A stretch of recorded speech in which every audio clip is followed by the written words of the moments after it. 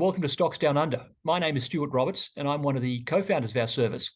And joining me from Perth on Tuesday, the 21st of February, 2023, is Mr. Chris Stevens, who's the CEO of Coda Minerals, ASX. It's COD, right, is the code, Chris? Did I get that right? COD, yes. Coda Minerals. I may have fluffed on the code, but this on the ASX code, which is COD. But this is a magnificent story to be paying attention to. So remember those three letters, COD. Chris, good afternoon, and thanks for joining us. Good afternoon. Thanks for having me, Stuart. Yeah. Now, you're sitting on probably the most undervalued, undeveloped asset that I've seen in 5 years of doing issuer-sponsored research with Pitt Street Research. Tell us about the Elizabeth Creek copper cobalt project in South Australia and how you managed to get 1.1 million tonnes of contained copper equivalent in that deposit in just 3 years of hustle.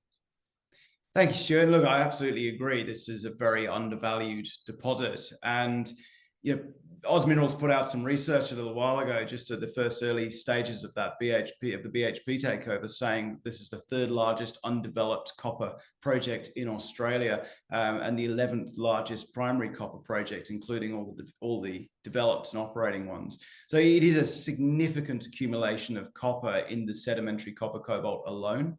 There are two forms of mineralization on the tenement. So not only is there the copper cobalt mineralization, which is in a mixture of two open pits and one slightly deeper underground, there is also deeper IOCG, so the iron oxide copper gold mineralization, for which this area is so famous. So not only have you got the sort of foundational asset in a 1.1 million ton copper cobalt resource, there's the exploration on top of that.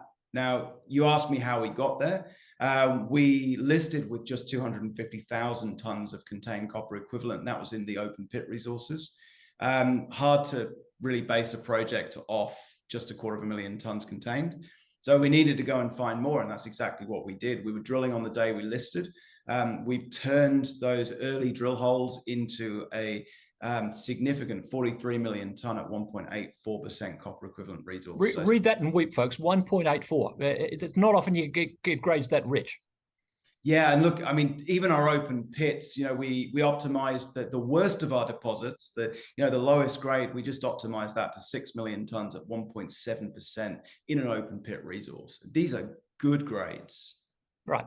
Now, what really impresses me is you and your colleagues have nailed a couple of really serious challenges. First of all, you had to figure out how to mine the deposit.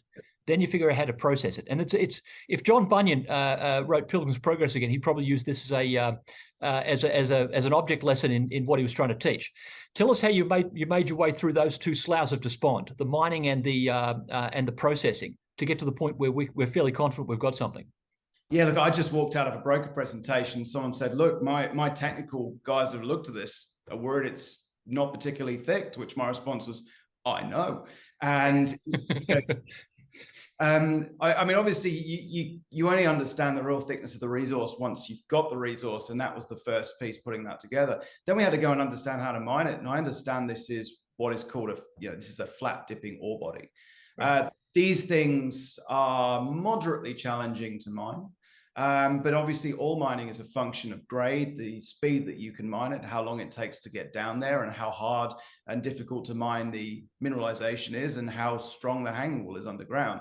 And so we've had a lot of these things in our favor. It's great grade. We get down there relatively quickly. And really the piece of the puzzle that we had to solve was finding the right people. And this goes for every deposit on the planet that is anything other than a completely simple vanilla deposit. And there aren't many of those left on this planet. So you've got to do the work. You've got to get there. We found the right people. This type of deposit is mined every day of the week in large parts of Africa and also in Central Europe. Well, yeah, absolutely. It's Zambian style deposits. This is just the copper belt relocated to South Australia. Absolutely. And it's bizarre. And nobody seems to understand how this very Zambian looking mineralization has ended up in South Australia. There's more of it around in South Australia, although this is by far and away the biggest known accumulation of this style of deposit. Not only is the copper in this very similar to Zambian style, the cobalt is carolite, which is a pure cobalt sulfide. And so it's not locked up with iron, which means it's relatively easy to process as well. So Look, it's got you know, like every project, it's got one or two areas that you call challenging in terms, especially for the mining. That has now effectively been solved. In November, we put out a fantastic mine plan. We're just doing some optimization on it at the moment. Just required finding people who understand and have seen this in action in Africa to be involved. And then the processing, really, that's charmed. You know, the cobalt in particular, 90+% recoveries to concentrate, high 90s to then final product cobalt sulfate. So again, it's a beautiful product to deal with when it comes to the processing. Right. Now, you've got a scoping study coming out shortly. It's fair to say, now I could be putting words in your mouth here, but given what you said in the mining studies that you've done, it's fair to say that there could be quite a juicy number, given what you expect to be able to produce this stuff at. We're still working through the final models. We have a couple of inputs still to go, but certainly based, you know, we've put out mining costs, we've put out a reasonably large amount of information on the processing. We'll get the number out in April. All right. Now, CapEx is going to be an issue for any new project, but with copper well north of $4 a pound, I can't imagine there won't be a bank in the world that won't at least be interested in talking to you. Is that a reasonable assumption? I think that's a very, very fair assumption. You know, you know, we get strong interest from everyone, from private equity, from industry, from banking as well. The copper swap price this morning is about $9,100 a ton, well over $4 a pound. That's higher than what most people are running their feasibility and scoping studies at. We know that copper, you know, there's no other way to move energy for the energy transition, really. The thing about copper that's different to maybe some of the other battery mineral markets is just the sheer size of it. You know, a large amount of it is really dependent on the Chinese economy, on construction. It's a $200 billion market versus, you know, $5 for lithium and about $6 or so for cobalt. And so it is a big market, but we know that major supply crunches are coming. We know that grades are dwindling. There's a couple of big projects coming online this year, Kamula and DRC, for example, but there's not a lot behind them, and there's a lot shutting as well. There's been a scarcity of exploration. So, yeah, in my opinion, leverage to copper is everything right now. And again, in my opinion, Coda is the best leverage to copper on the ASX right now. You've got 1.1 million contained tons of it and counting.